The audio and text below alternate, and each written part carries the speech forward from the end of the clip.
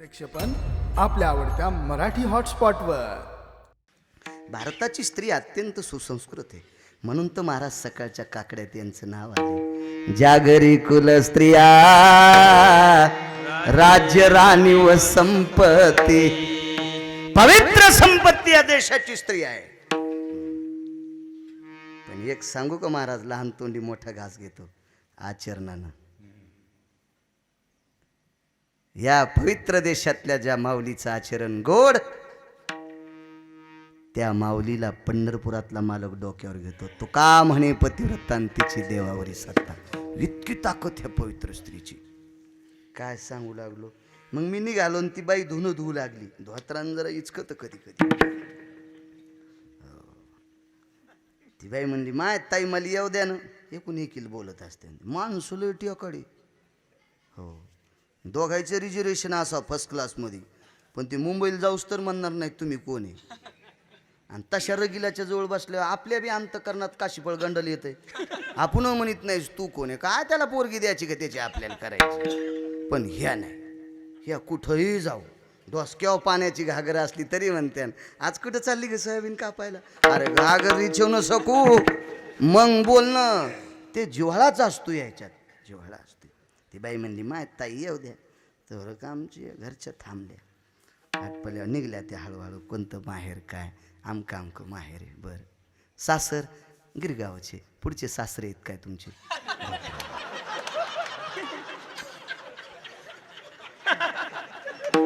आणि 6 महिने झाले ते लग्न होऊन.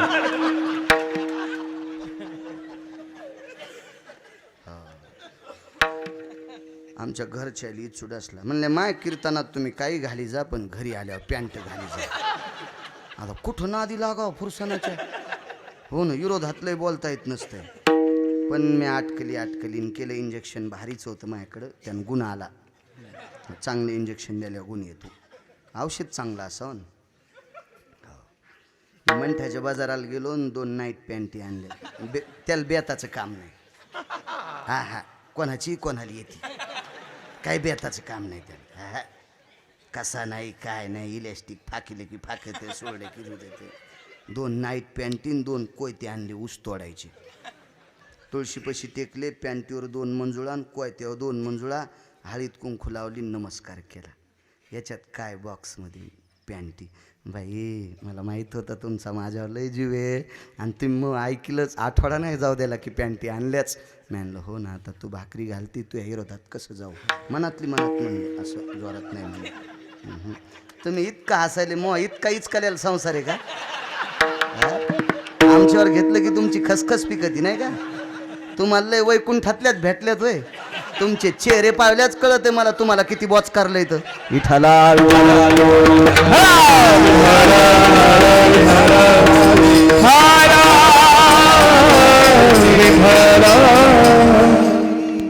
पॅन्टी आता शनिवारपासून सुरुवात करतो म्हणलं घालायला. बरं बरं, काय हरकत नाही, काय नाही, रविवारपासून करा. शनिवार मारुतीचा वारी नका, रविवारपासून करा. ठीक आहे. हे कोयते कशाला आणले. मी म्हणलं, खाल्ल्या चिचपटीत पाईपलाईन केली तेव्हा 1.5 लाखाचं कर्ज झालं, आणि लॉकडाऊन पडला, आता सगळं बंद झालं आहे. आणि वरल्या बीबीवाल्या पट्टीत विहीर पाडी, तिथंही 1.25-2 लाखाचा खर्च आला आहे. तर हे काय आता मिटायचा वाण दिसत नाही, म्हणून मी 2 लाख ह्या कोयत्यावर घेतलेत, आणि 50,000 तू ह्या कोयत्यावर. आपले 2,500 फिटत येत. आपल्याला ऊस तोडायला जायचं. बाई आपल्याला कोण ऊस तोडायला नेईन. मी म्हणलं, नाईट पॅन्टी घातल्यावर कीर्तनाला कोण नेईन मंजुळा, कोण नेईन. गळ्यात शपथ, मला तेव्हापासून म्हणलीच नाही पॅन्ट घाला. हा, तिला माहिती ऊस तोडायला जावं लागतंय. कशा असं द्यात बघा ना, वायरी इतक्या टाईट असतात. तुमचे गुल्प गेलेले, फोल्डर भांगलेले, पिना निष्ठालेल्या. विठाला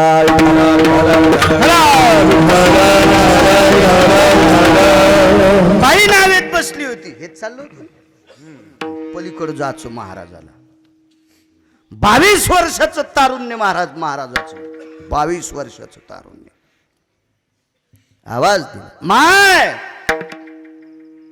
जी पहिल्या तीराला जायचंय. काम किती चित्र आहे, आणि मग जिंकलाय कोण, नर कोण ते पुढं सांगू. टाइम संपल्यावर मला सांगा गुरुजी. मायाकून बोला तुम्ही बी गावकर ऐकून नका.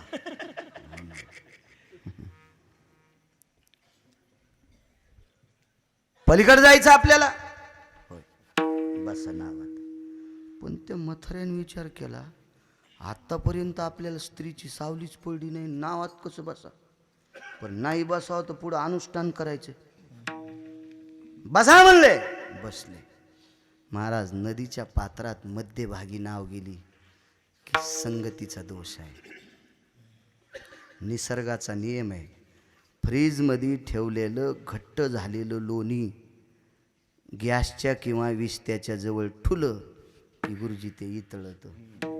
हो, म्हणून परस्त्रीचा एकांत नको म्हणले. नको नको स्त्रियाचा सांगात एकांत नको म्हणले. करीती आघात पुरुषासी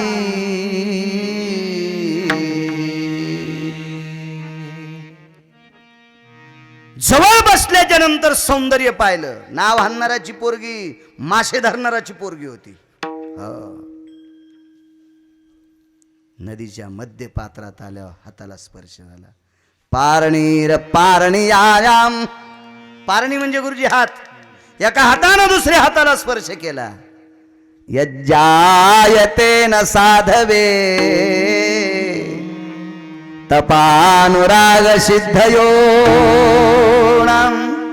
कामाम कर्तलम ध्वजाये मुनीनाम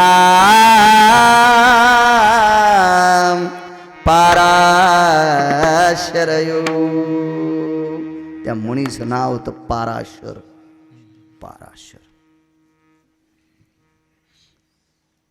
पोरगी चाचरली, लाजली. अरे मी तुला वरलंय म्हणे. ठीक आहे. हुशार पोरगी होती ती. आद्रिका नावाच्या देवांगणीची कन्या होती.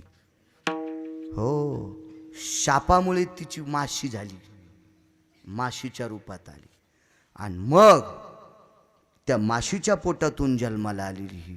हिचं नाव मच्छगंधा, योजनगंधा आणि दुर्गंधा. हो, सत्यवती खरं नाव. योजनगंधा आणि दुर्गंधा एकच. मच्छगंधा आणि दुर्गंधा एक. योजनगंधा म्हणजे सुगंध जात होता. मच्छगंधा म्हणजे माशीचा वास येत होता. आणि नाव सत्यवती. पाराशरासोबत लग्न. दुपारची वेळ.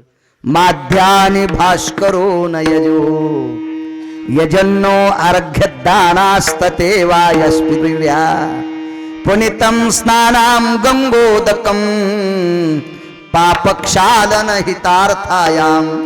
पापक्षालन करण्याचं साधन गंगा. गंगा पापम. पाप धुण्यासाठी तिथं आले. पण तिथंच पाणी गरम. काय कमी. मला रतिसुख पाहिजे. हुशार पोरगी फपाळ बाबा.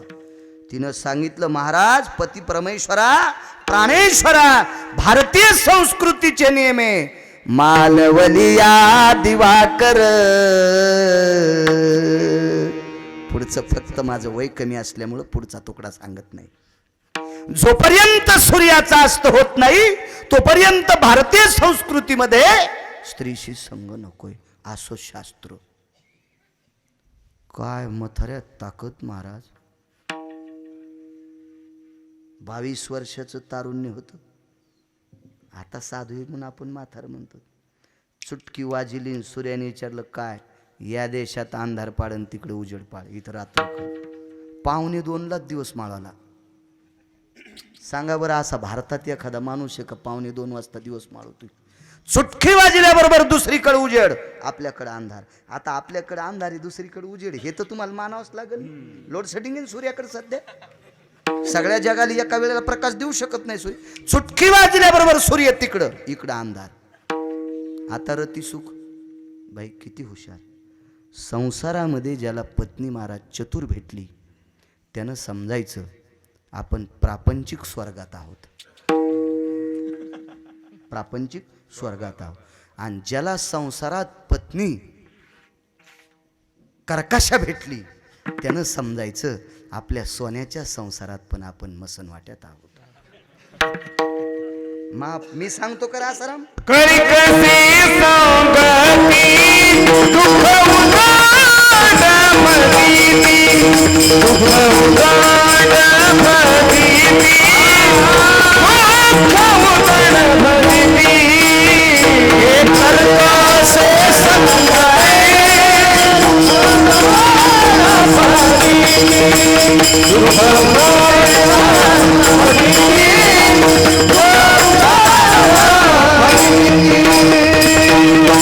मालकाचं वाक्य कर कसे संगती दुःख उदंड फजिती. संसारात जीवाला जीव देणारी पत्नी ज्याला भेटली असेल, काम करत असताना खांद्याला खांदा लावून काम करत असेल, दुःखामध्ये दुःख विसरून मालकाशी प्रपंचात रत असेल, असं समजायचं वनवासात पण स्वर्गात आहे. प्रभू रामचंद्राला मिथिला नरेशाची मुलगी लक्ष्मी, लक्ष्मी महाराज पेटीवाले बाबा, लक्ष्मी जिच्यासाठी अख्खं जग बेजार आहे.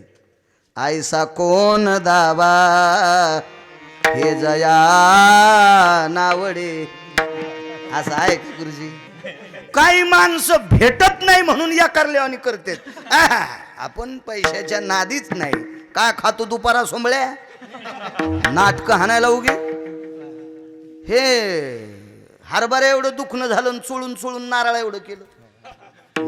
अहो महाराजांचा पुरावा आहे ना, ऐसा कोण दावा हे जया नावडे, कन्या पुत्र घोडे दाराधन. हे गिरगावकर म्हणतोय. आणि मी म्हणलेलं माय बायको मानायची नाही, तुम्ही कसं मानताल? मालकाचा पुरा आहे मोठ्या माणसाचा. आणि त्या लक्ष्मीसाठी सगळं जग बेजार. 14 वर्ष 22 दिवस दगड उशाल घेतला हो, गवत अंगाखाली घेतलं खडे टोचणी म्हणून. काय प्रभू रामचंद्राला वनवास होऊ द्याला नाही. इतकी पत्नी संसारात हुशार पत्नी. रात्र झाली मला असता दुपारची रात्र करायची ताकद पाराशरात. गंगेतली नाव आकाशात उचलायची ताकद पाराशरात. याच्या पलीकडे सांगू, पाराशरांना असा पुत्र जगात कोणताही महाराज म्हणत असेल मी लय हुशार आहे, तू किती बी हुशार आस, पण व्यासांचं सांगायलाच. व्यासो उचिष्ट जगत, सगळे व्यासांचं आहे. आणि ते पाराशरांचे मुलगा. नातू किती मोठा, राऊत बुवा, पपाळ बाबा. पाराशरांच्या नातवाने राजा परीक्षितीला भागवत सांगितलं. मुनिश्री शुकाचार्य, केवढा नातू अधिकारी, केवढा मुलगा अधिकारी, केवढे पाराशराधिकारी, पण काम नाही जिंकू शकले महाराज. काम नाही जिंकू शकले. कामानं पाराशराला सुद्धा झटका आणला. इतका कामी चित्र. रावण एवढा श्रीमंत की ज्याच्या श्रीमंतीची दखल माझे तुकोबराय सुद्धा घेतात. तो का म्हणे ज्याची संपदा एवढी. किती मोठी संपदा, 7 कोटी घरं सोन्याची. 2-4 मुद्या घालणार पंक्तीत फिरत. एकूण कडी वाडा. एका कीर्तनाला हजर नाही तू सोंबळे. आणि मुद्या दाखवण्यासाठी पंक्तीत फिरायला हे काल्याच्या कडले पाहुणे. वा वा वा, बरं झालं आले. इथं शिरा वाढा, याच्या त्या मुद्यावरच रूम नाहायला पाहिजे. 8 कीर्तनात एका कीर्तनाला नाही पंक्तीत मुद्या घालून फिरायला चोट्ट. हो, काय रावण काय आपल्या मुद्या. वा, 22.5 क्विंटल सोनं एका चौकटीला. काका महाराज आपा, 22.5 क्विंटल सोनं एका चौकटीला, गुणिले 7 कोटी. काय मोठं होतं ते, किती श्रीमंत, एवढा मोठा श्रीमंत, पण कामानं पछाडा. हो, आमच्या 18 मालकापैकी एका मालकानं त्याचा निषेध केला. आम्ही विष्णुदास तैशनो. बेदखलच तू. 80,000 सुंदर बायका असताना कशाला का पवित्र स्त्रीकडे पाहिलं महाराजाचं रूप घेऊन. हलकटेस तू. कामन पछाडलं. इतका कामी चित्र. आणि ह्या विचित्र कामाला ज्यानं जिंकलंय तो नर आहे. तो नर आहे, तो नर आहे. श्रीमंत श्री जगद्गुरु तुकोबर आहे. भजन करण्यासाठी डोंगरावर जायचे. 3 ठिकाण होते. भामचंद्र, घोरड्या आणि भंडारा, तीन डोंगर. बरं कोण्या डोंगरावर चालले सांगून जात नव्हते. भजन करीत आपले निघायचे. आणि मालकाला दुपारची भाकरी दिल्याशिवाय बाई पाणी पित नव्हत्या. काय बाई असलो, काय अधिकार असेल आमच्या जिजाबाई साहेबांचा, काय अधिकार असेल महाराज. सामान्य ताकद आहे का? ज्या माऊलीनं मालक जेवल्याशिवाय पाणी पिलं नाही म्हणून पंढरपुरातल्या मालकानं बाईच्या तळपायाला होट लावले. हो, तळपायाला. 12 वर्षाच्या नंतर एका बाईला नातू झाला. पोराला पोरग झालं म्हणजे तिला नातू झाला. पण पोराची माय जरा अशीच रिसाडी होती, त्याचं तोंड सापच करीत नव्हती. तिकून पोरगा असं पळतच आलं, माईची पप्पी घेऊन आलं. माय म्हणजे ए मेल्या, झालंय कोणाला? तिला. तरी पण त्याचे हे 2 पानाळ भरलेले असल्यामुळं माईनं त्याच्या तोंडाचं चुंबन घेतलं नाही. खाली या पुन्हा. श्रद्धेनं माय लेकराला दुधाचा काला चुरून देते. काला चुरीत होतं पहिले. आणि लेकरू 2-3 घास खाल्लं, उरलेला काला माय खाती. पण त्या लेकरानं जर महाराज जास्त वेळ चूर असा चिवायडा माश्या गिश्या बसल्या तर माय दुधाचा काला खात नाही. चुरला कोणी होता? हा, माय सुद्धा लेकराच्या तोंडाला तोंड लाईत नाही. माय सुद्धा लेकराने इचकिलेलं दुधाचा काला खात नाही. माझा विटेवरचा पाप. जिजाबाईचा काटा काढीत असताना दातानं काटा उपटीला, त्याला होटं कुठं चिटकले असतील काका? पायाला.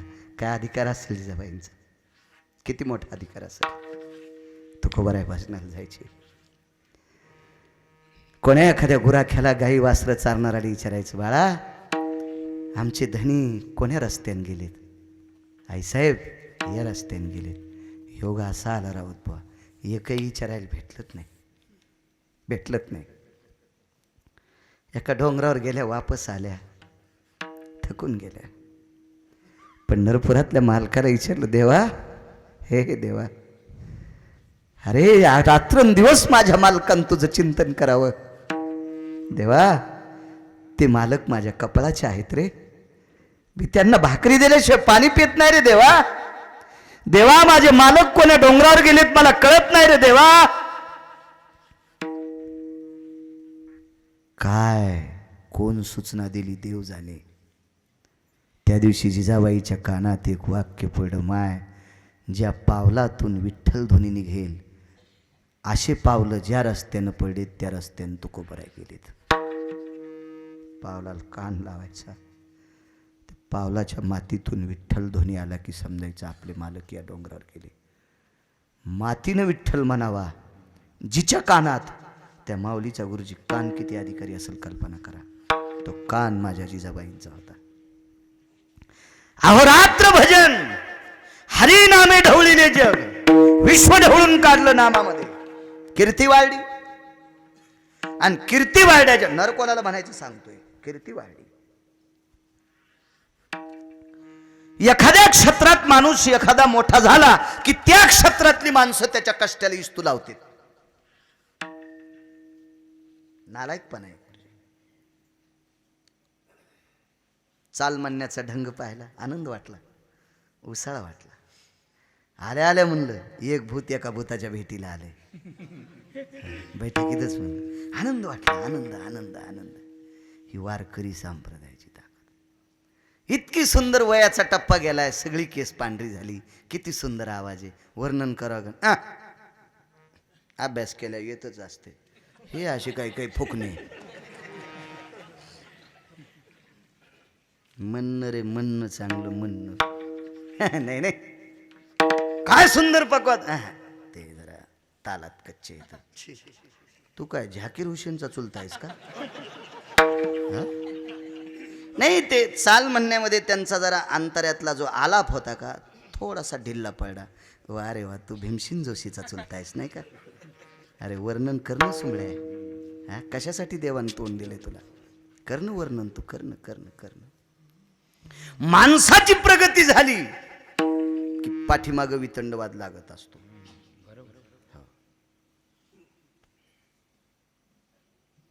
राजकीय क्षेत्रात ताई तुम्हाला स्थान मिळालं, सगळ्या लोकांना तुम्ही आवडत असताना डोक्यातलं काढून टाका. आणि सगळ्या लोकांना जर तुम्ही आवडले असते तर इलेक्शन घ्यायचं कामच पडलं नसतं. आहे का नाही गुरुजी? सोपा मुद्दा आहे ना. एक जण बाई म्हणली मला बांगड्या बघायच्या, भिंग पाहिजे.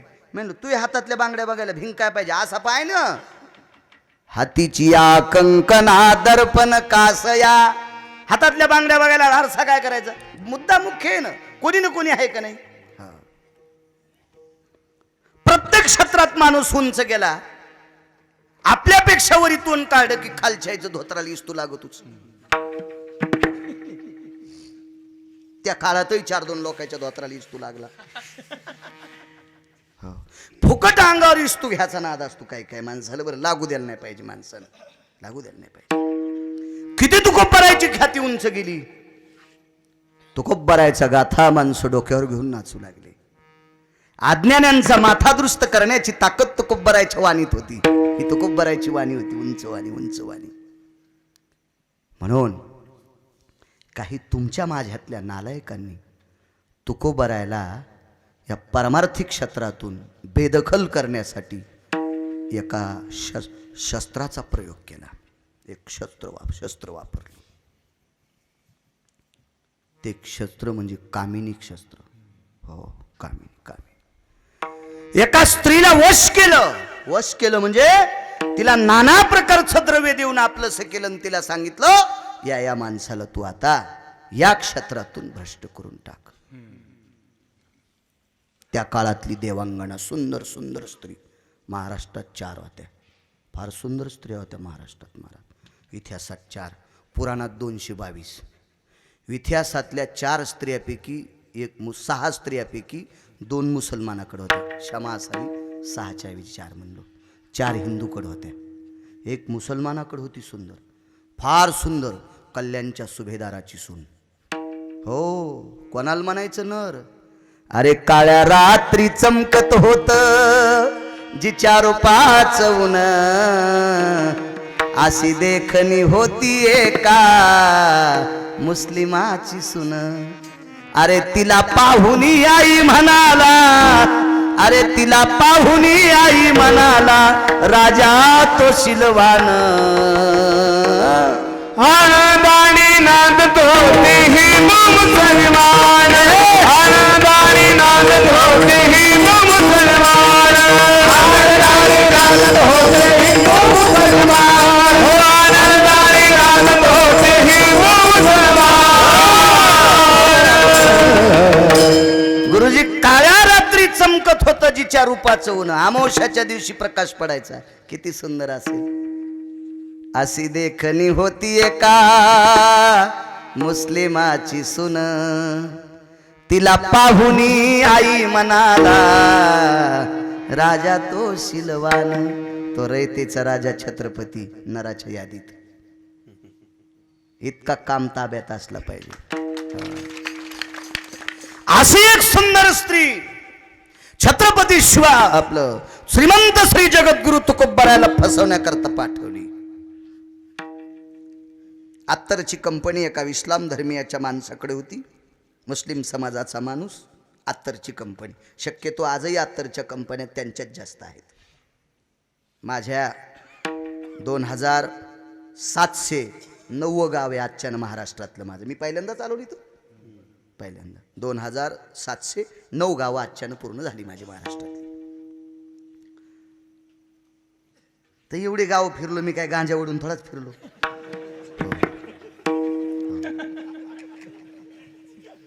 तर माझ्या माहिती तो सुगंधी द्रव्याच्या सर्व कंपन्या शक्यतो त्या मुस्लिम बांधवांच्या आहेत. ज्याचं त्याची एक बिचारीची फॅक्टरी आहेत, त्यांच्या कंपन्या आहेत. त्यांना आवड बी त्या सुगंधी द्रव्याची जास्त आहे. असं एक सुगंधी द्रव्य एका भयानक विद्वान व्यक्तीच्या हातानं तयार केलं.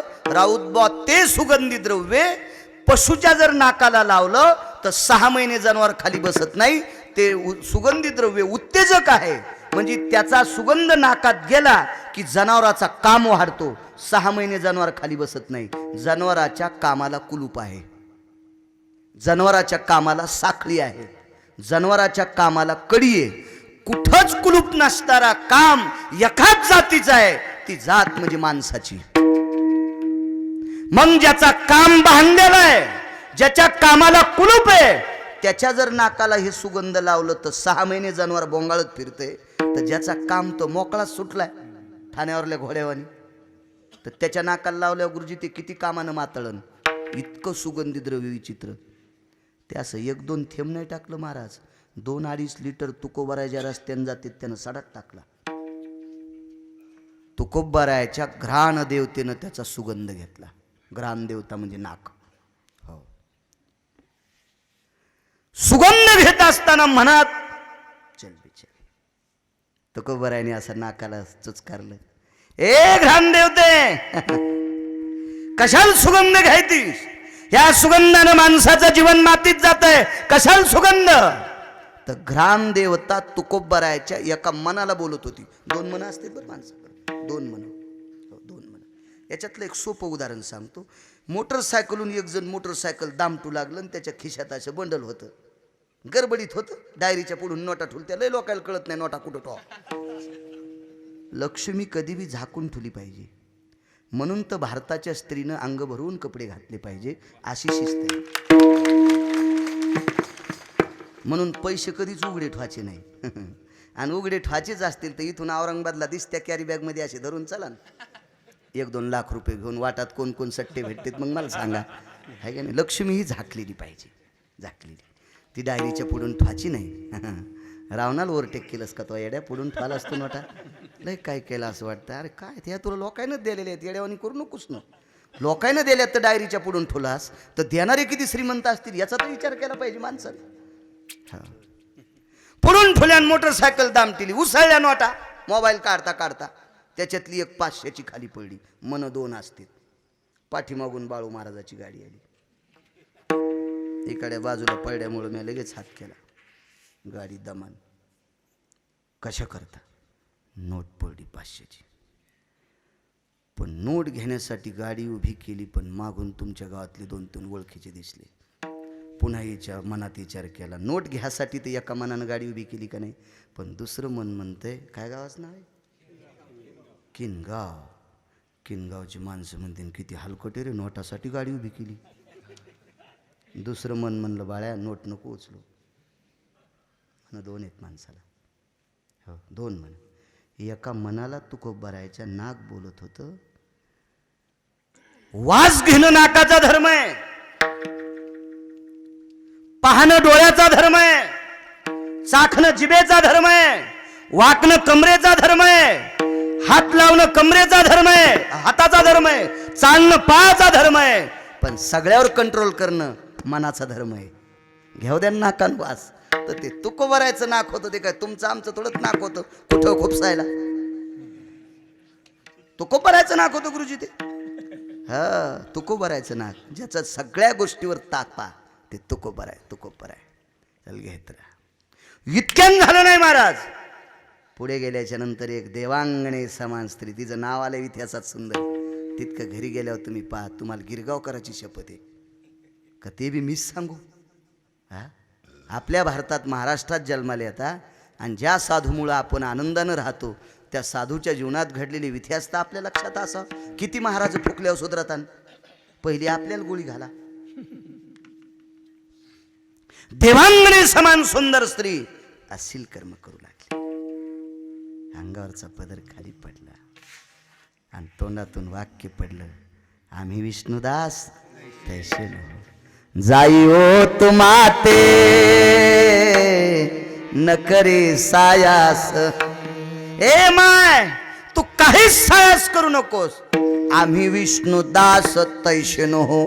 तो गुरुजी 6 लोक खराब वरी होते, तो 6 लोक वाईट काम करणारी वरी होते, म्हणून तुकोबारायनं वरी बोट केलं.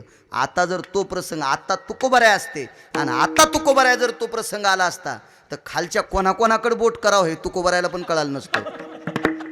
हो हो, कोणी कोणी नाटकं केलेत, कोणाकोणाकडे बोट करू. मला असं वाटतंय एखाद्या माणसाचा पाय घसरला असेल बाकीच्या क्षेत्रात, घसरू द्या, आपण कुठं नाकं खुपसू नये. पण परमार्थातल्या माणसावर इतका विश्वास असतो लोकांचा, इतका विश्वास.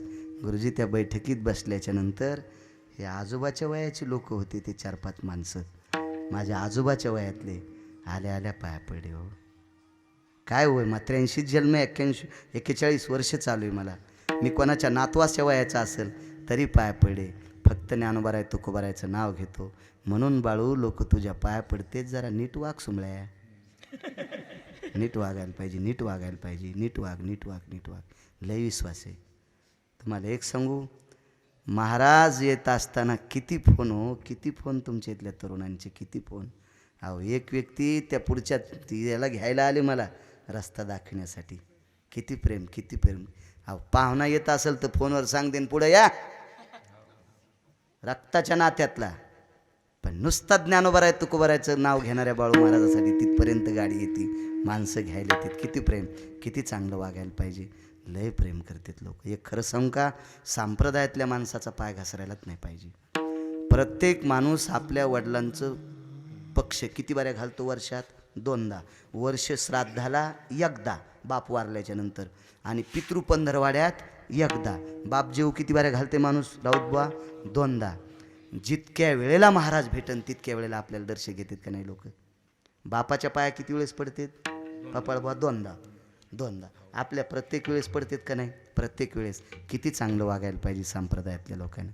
किती. याच्या पलीकडे सोपं सांगू का तुम्हाला? इतका काळ गोडे, इतका काळ गोडे. दिवसभर पाठीला चदगाळं पडल्याच्या नंतर, खांद्याला घासल्याच्या नंतर फवाऱ्याच्या वजनानं, औषधानं तोंड सुचतंय. असे काही काही औषधं येतं कापसावर सोयाबीन मारायचे. हे असं औषध दिवसभर 5-25 टाक्या फवारल्यावर 300 किंवा 400 रोजदारी मिळती. गावरान तूप खाऊ घालून जर आपल्याला लोक पैसे देत असतील तर किती चांगलं वागायला पाहिजे गुरुजी, किती चांगलं वागायला पाहिजे. मला असं वाटतंय, इतकी आपल्यावर प्रेम करणाऱ्या माणसाच्या जर डोळ्यात आपण धूळ फेकीत असोल तर निश्चित पंढरपुरातल्या मालकाच्या डोळ्यात धूळ फेकले इतकं पाप लागत असेल. चांगलं वागायला पाहिजे परमार्थातल्या माणसं. बिनचूक वागायला पाहिजे. वरी हात केला आम्ही विष्णुदास तैशेनो.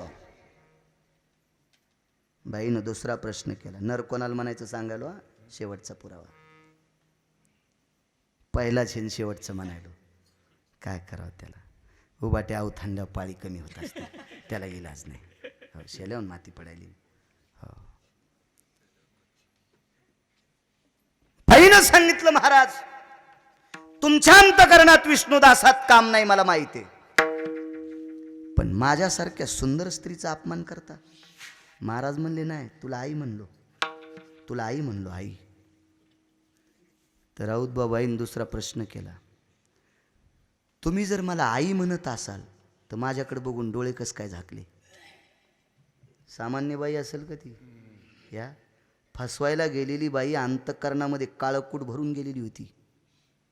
विटेवरच्या मालकाला 8व्या अवतारात मारण्यासाठी गेलेली बाई वक्षस्थळात काळवीज भरून गेलती, आहे का नाही? वक्षस्थळात.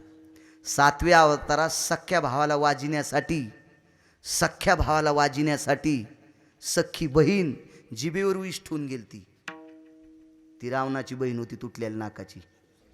हो, तिनं जिभेवाटच सांगितलं, दादा मला एक वहिनी. अभंग नाही ना बुवा, यायला लय गुदगुल्या सुटत्यात असं काही म्हणलं की. 80,000 भावजय असताना हिच्या जिभेतून ही सूत आलं आणि भावाला सांगितलं, मला वनातली एक भावजय आण. वाटोळं करून टाकलं बहिणीनं भावाचं. हो, 8व्या अवतारात एका भावानं घरावर तुळशीपत्र ठुलं आणि बुद्धीतलं विष 100 भाषेच्या हातात टाकलं. सोपडा साफ केला 100 भाषायचा. 100 बहिणीच्या सोना ढवळ्या साडीत.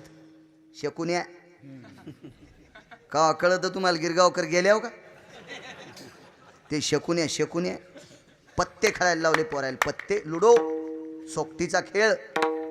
हो, कोणाकोणाचं विष इतकं घातक असतंय आपल्यापर्यंत येऊ नये ते विष. अंतःकरणामध्ये कामाचा व्याभिचार कृत्य विष भरलं आणि तुकोबाराला सांगितलं, सांगा मला माय म्हणता. मग आईकडे बघून डोळे झाकत असतात का? काय उत्तर देवा तुकोबारायनं? माय, मी विटेवरच्या मालकाचं स्मरण करत असताना डोळे झाकून स्मरण करतो. मी विटेवरच्या मालकाचं स्मरण करत असताना डोळे झाकून स्मरण करतो. आईकडे बघत असताना त्याचं स्मरण. माय ऐक ना पुढचं तू, माय पुढचं ऐक ना तू, तो कोवरायची वाणी. माय मी विटेवरच्या मालकाचं स्मरण करत असताना डोळे झाकून विटेवरच्या मालकाला म्हणत होतो, हे जगदानंद कंद जगतपती, मला पुढचा जन्म ह्या सुंदर माईच्या पोटी घाल. जीवनाला भ्रष्ट करण्यासाठी आलेली स्त्री, वात्सल्याचे शब्द तोंडातून पडले, माय हा शब्द जिभेतून पडला. जगतात झेंडा फडकिला माझ्या तुकोबरायने. कशावर? कामाव जे प्राप्त केला. म्हणून पहिले काम क्रोध नाही अंगी, काम क्रोध नाही अंगी, काम क्रोध नाही अंगी, काम क्रोध नाही अंगी, काम क्रोध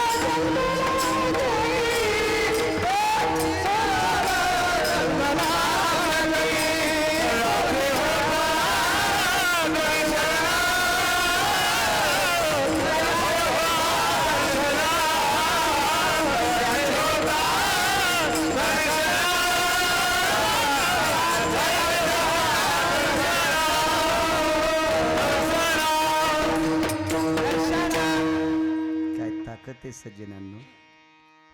प्रेक्षेपण आपल्या आवडत्या मराठी हॉटस्पॉटवर.